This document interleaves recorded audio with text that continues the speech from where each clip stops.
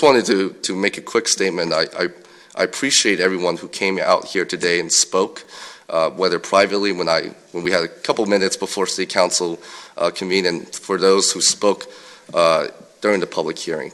I would also like to thank the folks that called me and called all of us and corresponded with us with email, Facebook, or whatever. It's much appreciated, and I think that's a testament to the importance of having citizens' involvement with our planning process and with the TDF process. One in which I will note, something that got me really thinking yesterday was a constituent email that mentioned, how will this fit with our land use process? I mean, we're talking about a lot of great projects, small and big, but how does it fit Williamsburg? And it made me really think. During the Monday work session, for those who weren't here, we had two presentations, one of how it could be implemented, the policy, and the second, well, the first one really was example projects from other competitive areas such as Gatlinburg, Tennessee, Asheville, Charleston, Virginia Beach, and they're really exciting, but they're so different from the city of Williamsburg. We are in a unique place because we're also a college town. We've got an historic attraction in Colonial Williamsburg, and we work very closely with our neighboring jurisdictions. And it made me really think, during the Monday presentation, with that particular background presentation, with all the comparisons, the last slide was missing. And that last slide was, how does this fit in Williamsburg?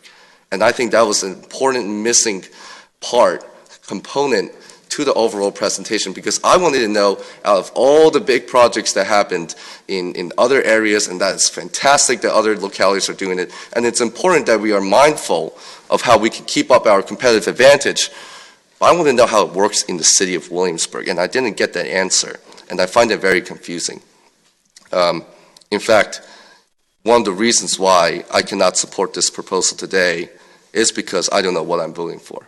I think we are in the starting phases of community conversation. I am concerned that there's lack of community input, and the fact that most of it were occurring within the past 72 hours, and some throughout the past few months. But also how there's lack of consensus from our community partners, such as the Chamber, the Williamsburg Restaurant Association, and Colonial Williamsburg, who will be affected by this proposal. This legislating as we go is troublesome, and I hope, and I applaud the ambitious scale of this project, I really do. I think the philosophy of the fact that the city needs to invest in its tourism product is solid. I think a tax increase, tax proposal is in play once we get details in, but as of right now, with a fractured community input and consensus on this project, I need to know exactly what we're going to get into here. You know, there is something to be said about being urgent. There's also something else to be said about doing acting rashly. And there's, I think, ultimately, if we just take this study and take this opportunity, maybe, you know, I'll give two ideas. One is we can establish a task force to study how this would exactly affect our community, and maybe this task force can later on become a review selection committee. That's a process where we engage the community input, and they can reap the benefits from their involvement in it. The second one is conducting a study not just on the hiring a finance consultant on how the emissions tax would affect it, which I'm quite curious to see how it would, but I think even more importantly, we need to study how we have to